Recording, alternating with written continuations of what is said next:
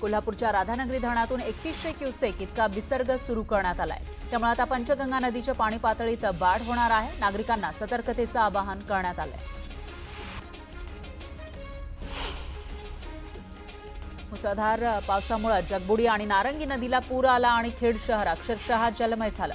खेडमधील बाजारपेठ पाण्याखाली गेली तर शेकडो दुकानं आणि घरांमध्ये पाणी शिरून मोठं आर्थिक नुकसान झालंय। पुरामुळे शहरात गाळ आणि कचऱ्याचं साम्राज्य पसरलंय। जळगाव जिल्ह्यामध्ये जोरदार पावसानं हजेरी लावलेली आहे। यामुळे शेळगावमधील धरणाच्या पाणीसाठ्यामध्ये वाढ झाली आहे। दरम्यान धरणातून 1500 क्युसेक पाण्याचा विसर्ग केला जातोय। नाशिक जिल्ह्यामध्ये पावसानं जोरदार हजेरी लावलेली आहे। यामुळे नांदूर-मध्यमेश्वर धरणातून 22,345 क्युसेक पाण्याचा विसर्ग सुरू आहे। दरम्यान धरण क्षेत्रामध्ये स्टंटबाजी करणाऱ्यांविरोधात कारवाई केली जाणार आहे। पुणे जिल्ह्यात गेल्या 24 तासापासून पावसानं जोरदार हजेरी लावलेली आहे। यामुळे विठ्ठलवाडी परिसरातील पूल पाण्याखाली गेला। दरम्यान नदीकाठच्या नागरिकांना सतर्कतेचा इशारा देण्यात आलाय। नाशिकच्या गंगापूर धरणामध्ये गेले 2 दिवस पडलेल्या पावसामुळे पाणीसाठ्यात लक्षणीय वाढ झाली आहे। गंगापूर धरणाचा पाणीसाठा 65% वर गेलाय तर नाशिककरांचा पुढील 1 वर्षाचा पिण्याच्या पाण्याचा प्रश्न मिटलाय। राधानगरी धरण क्षेत्रामध्ये पावसाचा जोर कायम आहे। धरणातून 3100 क्युसेक पाण्याचा विसर्ग सुरू करण्यात आलाय। भोगावती आणि पंचगंगा नदीकाठच्या गावांना सतर्कतेचा इशारा देण्यात आलाय। शिर्डीच्या अकोले तालुक्यातील हरिश्चंद्रगड परिसरामध्ये जोरदार पाऊस कोसळतोय। पावसानं मुळा नदी जून महिन्यातच दुथडी भरून वाहू लागली आहे। मुळा नदीवर असलेले आंबीत आणि पिंपळगाव खांड धरण हे ओव्हरफ्लो झालं। नाशिकमधील धरणांच्या पाणी पातळीमध्ये वाढ झाली आहे। त्यामुळे गोदावरी नदीपात्रामध्ये पाण्याचा विसर्ग केला जातोय। गोदावरी नदी सध्या दुथडी भरून वाहतीये। अचानक पाणी पातळीत वाढ झाल्यानं नदीकाठच्या गावांना प्रशासनानं सावधानतेचा इशारा दिलाय। धाराशिवचे जिल्हाधिकारी कीर्ती किरण पुजार यांनी शेतकऱ्यांच्या शेतात पेरणी केली। यावेळी जिल्हाधिकाऱ्यांनी ट्रॅक्टर चालवत शेतकऱ्यांच्या शेतामध्ये पेरणी केल्याचा व्हिडिओही समोर आलाय। नाशिकमधील जुने नाशिक परिसरात वाडा कोसळला। पावसामुळे हा वाडा कोसळलाय तर 700 पेक्षा जास्त धोकादायक आणि जुन्या वाड्यांना नोटीस बजावण्यात आली आहे। मात्र अद्याप या वाड्यांमध्ये नागरिक राहत आहेत। त्यामुळे मनपा प्रशासनानं कारवाईचा इशारा दिलाय। रत्नागिरीच्या दापोली शहरातील हारणे रस्त्यावर बैलांच्या झुंजीचा थरार पाहायला मिळाला। झुंजीचा हा थरार पाहण्यासाठी नागरिकांनी मोठी गर्दी केली। या झुंजीमुळे वाहतुकीला अडथळा निर्माण झाला आणि अनेक वाहनांचं नुकसानही झालं।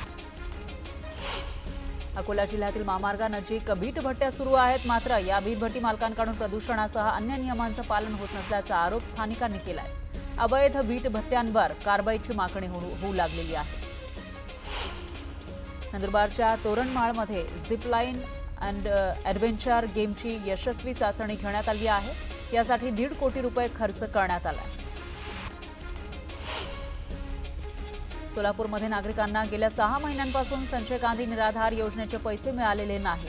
कागदपत्र जमा करूनही पैसे मिळाले नसल्याचा आरोप लाभार्थ्यांनी केलाय। तातडीनं पैसे जमा करण्याची मागणी करण्यात आली आहे। गोंदियाच्या आमगाव देवरी महामार्गावर दिवसाढवळ्या वाघाचा वावर आढळलाय। त्यामुळे परिसरातील नागरिकांमध्ये भीतीचं वातावरण आहे। तातडीनं वाघाचा बंदोबस्त करावा अशी मागणी नागरिकांनी केली। बुलढाणा शहरामधील म्हाडा कॉलनी परिसरात 4 बिबट्यांचा वावर आढळलाय। त्यामुळे नागरिकांमध्ये भीतीचं वातावरण आहे। बिबट्यांचा बंदोबस्त करण्याची मागणी नागरिकांनी केली आहे।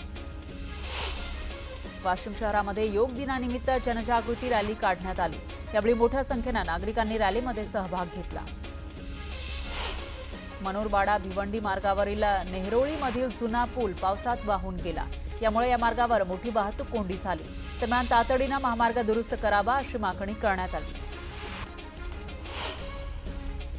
बुलढाणा जिल्ह्यामध्ये साथीच्या आजारांना रोखण्यासाठी आरोग्य विभाग सज्ज झाला आहे। साथीच्या आजारांबाबत नागरिकांना काळजी घेण्याचं आवाहन करण्यात आलंय। छत्रपती संभाजीनगरच्या सिद्धार्थ उद्यानाच्या प्रवेशद्वाराची भिंत कोसळली। 11 जून रोजी ही भिंत कोसळली होती। त्यामध्ये 2 महिलांचा मृत्यू झाला।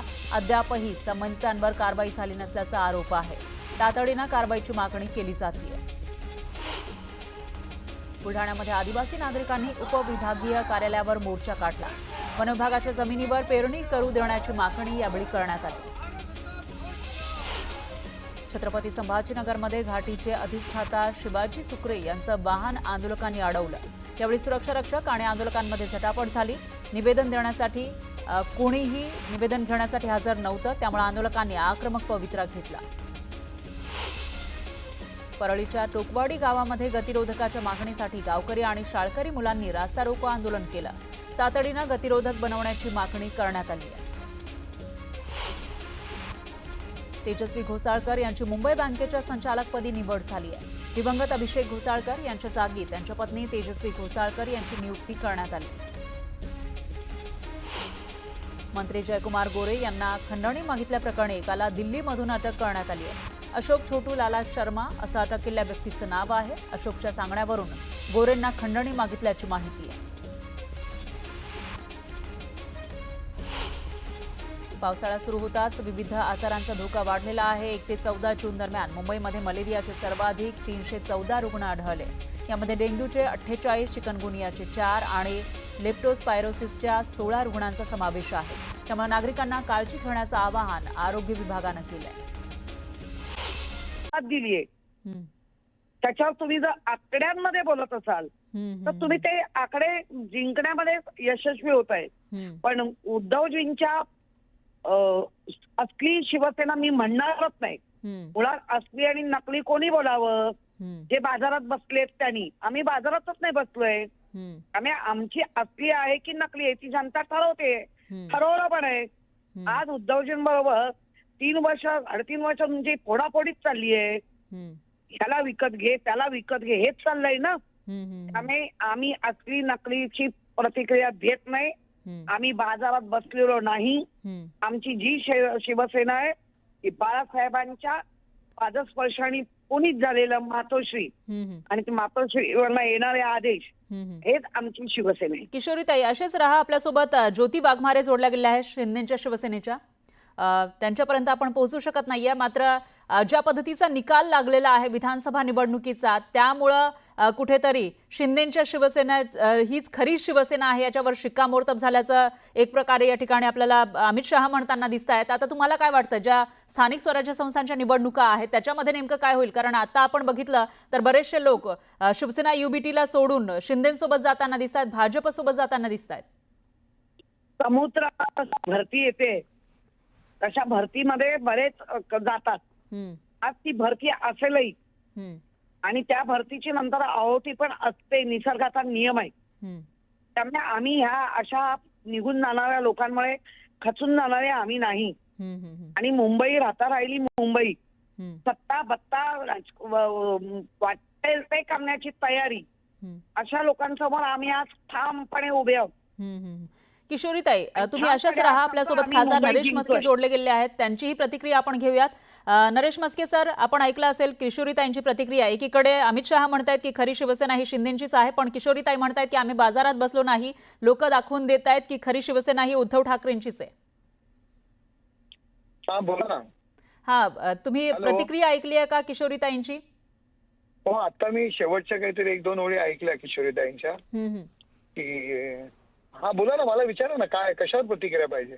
प्रतिक्रिया याच्यावर पाहिजे की अमित शहा म्हणतायत खरी शिवसेना शिंदेची आहे आणि त्याच्यावर किशोरीताईंची एक प्रतिक्रिया आलेली आहे की आम्ही बाजारात बसलेलो नाहीत, लोक आम्हालाच माइंडेड देत आहेत आणि लोकांच्या मनामधली जी खरी शिवसेना आहे ती उद्धव ठाकरेंचीच आहे। याच्यावर तुमचं काय म्हणणं आहे? नाही, हे किशोरीताईंनी म्हणजे मान्य केलंय की बाजारातनं पूर्ण फेकून दिलेली आहे ही मंडळी। 100 जागा लढवतात, 20 जागा जेमतेम निवडून येतात। आम्ही 80 जागा लढवतो, 60 जागा आम्ही निवडून येतो। जे यांचे काही 50-60 नगरसेवक आहेत त्यातले जवळजवळ 60 नगरसेवक 80 नगरसेवकांपैकी यांना सोडून आज आमच्या सोबत आहेत। यामुळे शिवसेना कुणाची आहे हे प्रूव्ह झालेलं आहे। महाराष्ट्रातली जनतेने प्रूव्ह केलेलं आहे। किशोरीताईंनी प्रूव्ह करण्याची गरज नाही वाटत मला। किशोरीताई तुमचं काय म्हणणं आहे? नरेशजी, नाही माझं काही म्हणणं नाही।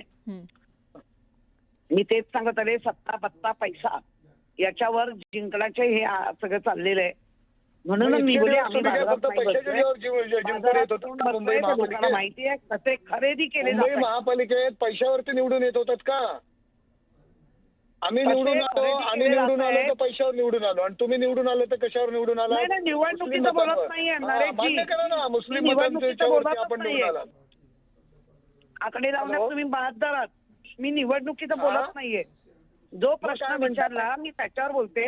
नरेशजी, हम्म. मी बोला, त्याच्यावर बोला. बोलते की आम्ही कोणाला बाजारात विकत घ्यायला किंवा विकायला बसलेलो नाही. मला काही कळलं नाही म्हणजे विकत घ्यायला आणि विकत काय नाही विक- कळणार, विकायला नाही बसलेलो. कळणार, बरोबर आहे. हम्म. नाही कळणार ते. काय म्हणाला किशोरताई, जरा मला ऐकायला नाही आलं. मी ट्रॅफिक फोन मध्ये करून आहे. सांगू का काय बोलते ते? नको आता सांगा ना समोर. काय नरेशजी, हॅलो, मी हा, बोला उलट बोला किशोरीताई, मी बोलते. समजू शकतो तुम्हाला आमच्या विरोधात बोलावंच लागणार आहे. त्याबद्दल माझं काही दुमत नाही आहे. परंतु लोकांनी जे काही मान्य केलंय ते मी किशोरीताई विरोधात आता नाही accept नरेशजी, मी करा. विरोधात नाही. मी सत्य परिस्थिती सांगते. महाराष्ट्रातील जनता यांनी जो काही कौल दिलेला आहे हे तुम्ही मान्य करा. मग किशोरीताई, आम्ही कुठे म्हणतो आकड्यांची गणित हा, म्हणजे लावण्यामध्ये तुम्ही नाही तुम्हाला लोकांनी नाकारलेलं आहे हे पण मान्य करा. नाकारलं नव्हतं. 100% नाकारलं अरे, नाही. किशोरीताई, तुमच्या सोबत काम केलेले 80 नगरसेवकांपैकी 60 नगरसेवक आमच्या सोबत आले. म्हणजे किती कोणाला किती नाकारलंय? कोटी दिले तेच नाही. सांगतात तोंडाने सगळे नगरसेवक. अरे, पैशाची आमच्या अडचण सोबत होती, आले. फंड मिळत नाही. जे उद्धवजींबरोबर त्यांना फंड दिलाच नाही.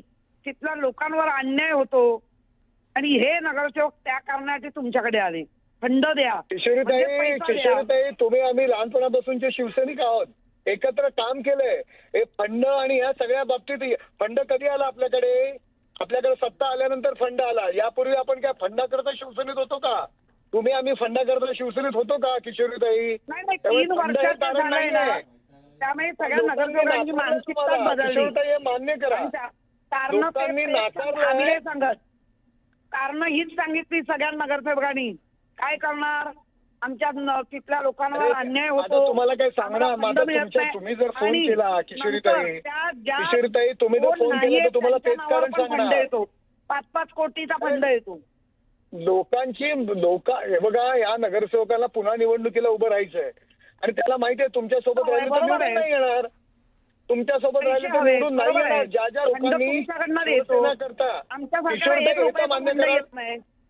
किशोरीताई, हे मान्य करा. ज्या ज्या काय तुमचा लोकांनी गुन्हा केलाय? शिवसेनेकरता कोर्ट कचेऱ्या केल्या, जेलमध्ये गेले, तेही लोक तुम्हाला सोडून चाललेत. हे तर मान्य करा. हे मान्य करा की ज्या लोकांनी किती खस्ता पैशाचं खाल्ल्या. राजकारण आहे बाबा. हा? तुमच्या दोघांचाही मुद्दा लक्षात आला आहे. नरेश म्हस्के सर, किशोरीताई, आता याच्यामध्ये पुढे नेमकं काय होतं? दोघेही या ठिकाणी आपल्याला चर्चा करताना दिसून आले आहे. एकीकडे नरेश म्हस्के म्हणतायत की मान्य करा की खरी शिवसेना ही शिंदेंचीच आहे. आमच्याकडे जे निवडून आलेले होते मागच्या निवडणुकीमध्ये त्यापैकी 80% नगरसेवक असल्याचं ते म्हणतायत. दरम्यान अमित शहांनी नेमकं काय म्हटलेलं होतं तेही आपण पुन्हा एकदा बघूयात.